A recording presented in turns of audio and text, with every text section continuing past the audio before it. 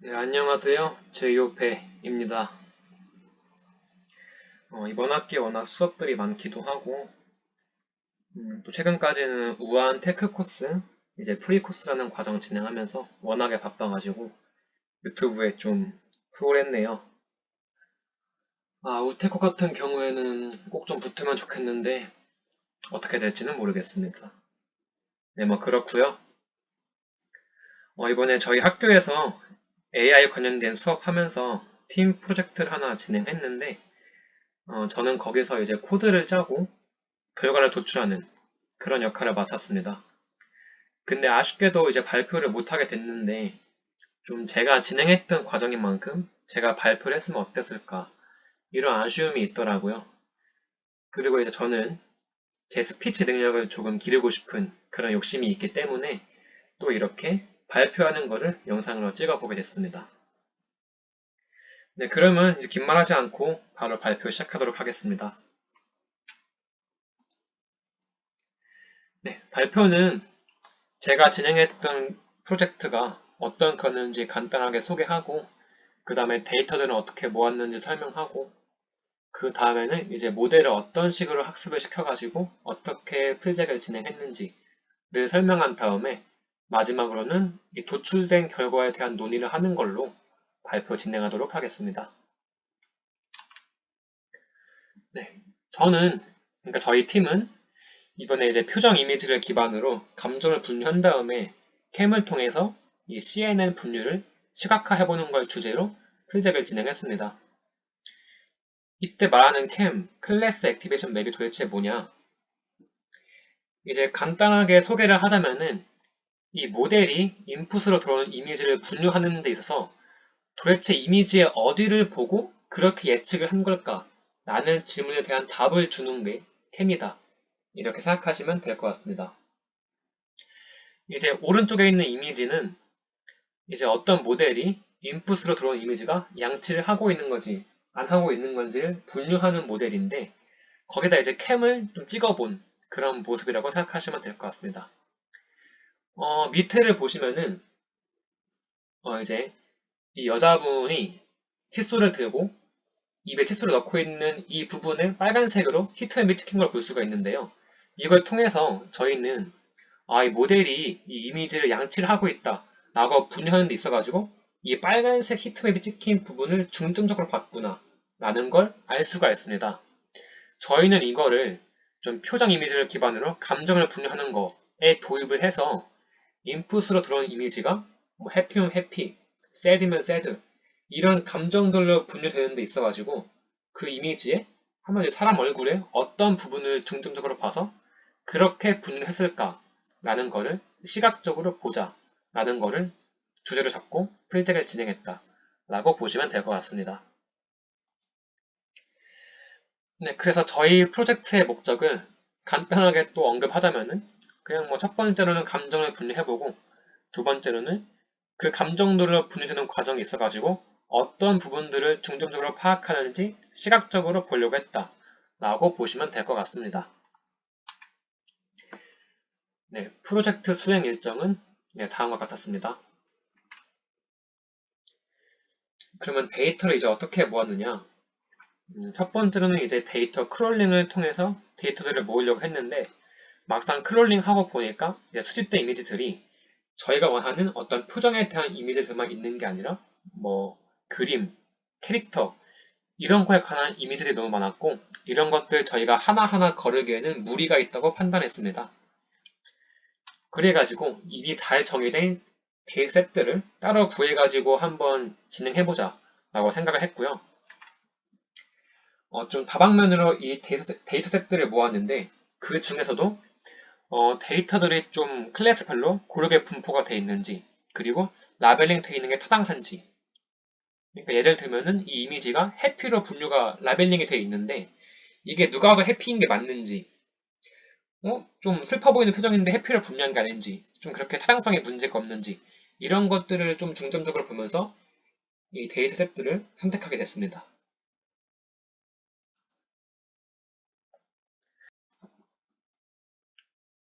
그런데 이런 식으로 저희가 최종적으로 선택했던 데이터셋에 있던 데이터의 양이 적은 편이었습니다. 그래가지고 전위 학습과 데이터 어그멘테이션을 통해서 학습 효과를 좀 더 극대화해보기로 했는데 데이터 어그멘테이션은 확보한 데이터 양을 조금 뻥튀기 해주는 그런 거라고 생각하시면 되고 전위 학습 같은 경우에는 저희가 다루려고 하는 도메인 말고 다른 도메인에 있던 그 도메인에서 잘 학습된 모델을 데리고 와서 저희 도메인에 맞게끔 튜닝을 해주는 그런 게 전위학습이다 라고 이해하시면 될 것 같습니다. 비유를 하자면은 다른 회사에 있던 경력직을 데리고 와서 저희 회사의 업무에 맞게끔 튜닝해주는, 조금 바꿔주는 그런 게 전위학습이다 라고 생각하시면 되는데요.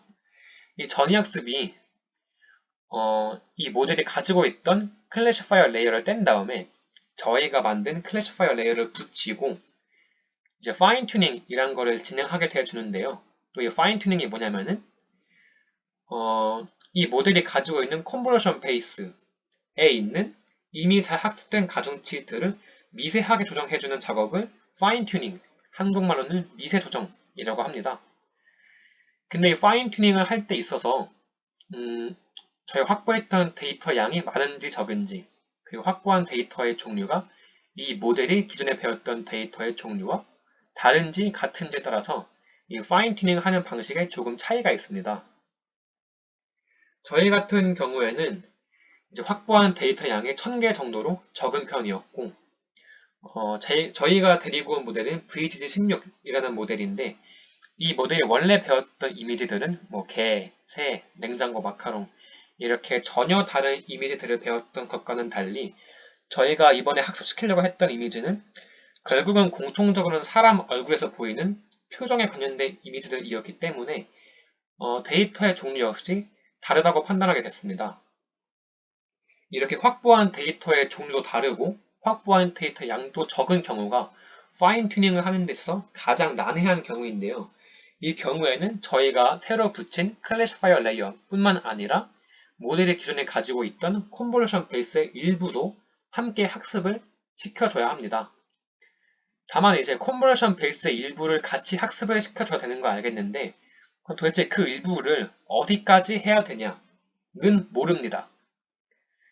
그래가지고 저희가 직접 그 적절한 일부를 찾아야 했고 일반적으로 이 컨볼루션 베이스의 레이어를 학습시키는 거는 일부만 학습시키면은 학습 효과가 미비하지만 좀 많이 학습을 시키면은 오버피팅이 쉽게 일어날 수 있다라고 알려져 있습니다. 왜냐하면은 저희가 확보한 데이터 양이 적기 때문에.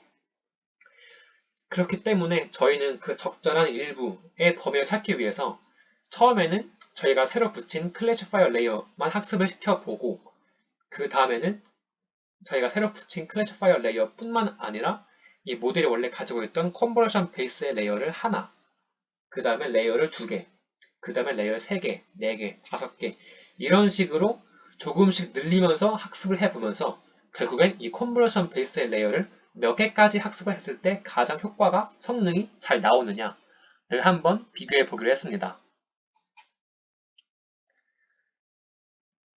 네, 그래서 이제 학습을 어떻게 진행했고 성능 측정은 어떻게 했느냐. 우선 저희가 확보한 데이터셋을 8대2 비율로 트레인 데이터셋, 밸리드 데이터셋으로 구분을 해서 학습을 시켜줬고요. 학습이 끝난 이후에는 저희가 연예인 이미지들을 모아서 따로 라벨링 해가지고 만든 테스트 데이터셋이 있는데 그 테스트 데이터셋에 대한 정답률을 측정해 보는 식으로 성능을 한번 검사해 봤습니다.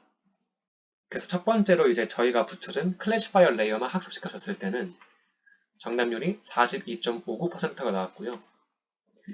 이제 이 클래시파이어 레이어 뿐만 아니라 이 모델이 원래 가지고 있던 컨버전 베이스 레이어를 한 개까지 학습시켜 줄 때는 정답률이 53.70%가 나왔습니다.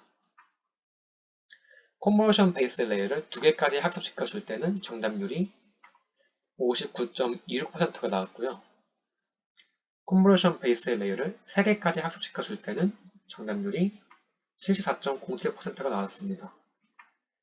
이어서 컨버전 베이스 레이어를 4개까지 학습시켜 줄 때는 정답률이 48.15%가 나왔습니다. 이제 앞서서 이 과정들을 통해서 우리가 붙여준 클래시파이어 레이어만 학습시켜 줄 때에 비해서 컨볼루션 베이스 레이어를 함께 학습시켜 줄 때 정답률이 올라가는 것을 볼 수가 있었고, 이제 컨볼루션 베이스 레이어를 한 개 학습시켜 줬을 때에 비해서 2개, 3개 이런 식으로 늘리면서 학습시켜 줄수록 정답률이 또 올라가는 것을 볼 수가 있었습니다. 이를 통해서 파인 튜닝을 할 때 이 컨볼루션 베이스의 레이어를 조금 학습시킬 때는 학습 효과가 미비하지만 이 컨볼루션 베이스의 레이어를 좀 더 많이 학습시켜 줄수록 학습 효과가 좀 더 커지는 것을 눈으로 볼 수가 있었습니다. 반면에 이 컨볼루션 베이스의 레이어를 4개까지 학습시켜 줬을 때는 오히려 정답률이 떨어지는 것을 볼 수가 있었고요. 이를 통해서 이제 파인 튜닝 할 때 컨볼루션 베이스의 레이어를 많이 학습시키면 오히려 오버피팅이 일어날 수 있다라는 것을 눈으로 볼 수가 있었습니다. 이를 통해서 저희는 이제 컨볼루션 베이스의 레이어를 4개까지 학습시키면 그 이상부터는 오버피팅이 발생할 수 있다 라고 생각을 하고, 그럼 우리는 컨볼루션 베이스의 레이어를 3개까지만 학습시킨 모델을 사용해서 캠을 찍어보자 라고 판단하게 됐습니다. 네. 그래서 이제 도출한 캠 결과입니다. 과연 우리 모델은 이제 인풋에 들어온 이미지의 어느 부분을 보고 해피라고 판단을 했는가를 보면은 이제 입 모양, 어떤 구강 구조를 보고 지금 이 사람이 행복하구나 라는 걸 판단한다고 파악할 수 있었고, N과 같은 경우에는 코에 생기는 팔자주름이나 중안부를 보고 지금 이 사람이 화가 났구나 라는 걸 판단한다 라는 것을 파악할 수가 있었습니다.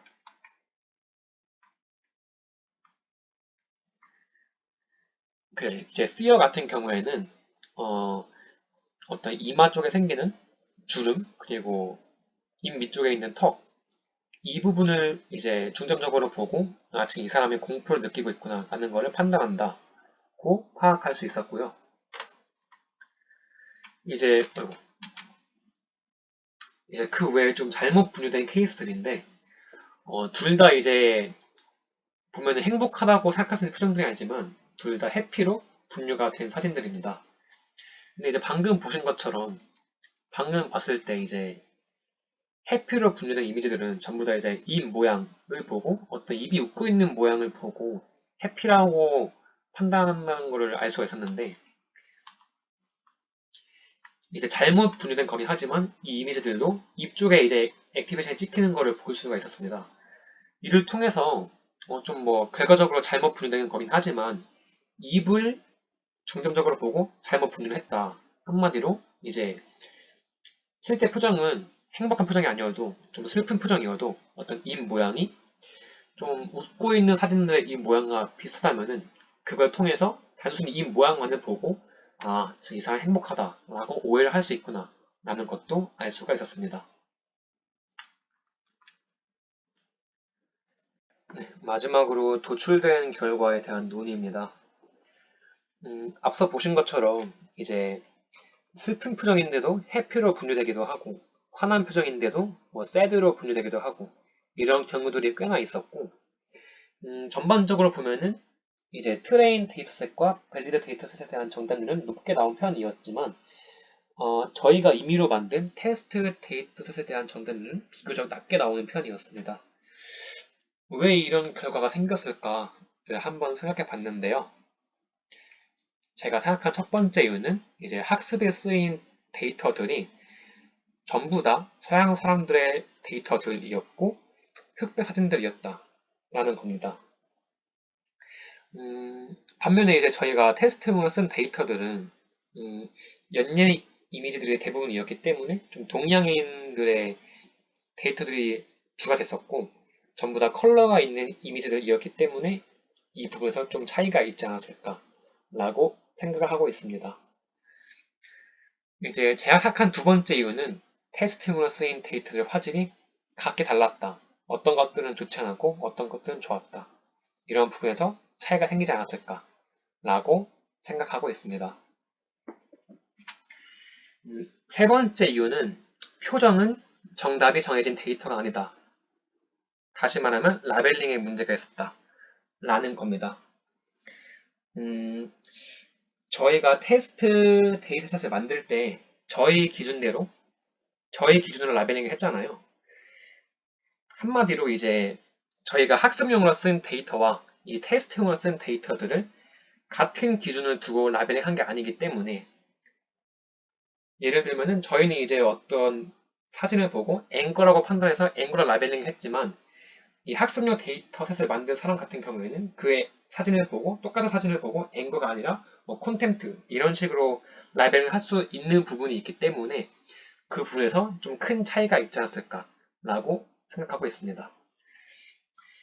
그래서 근데 결론적으로는 확보한 데이터 양이 부족했다.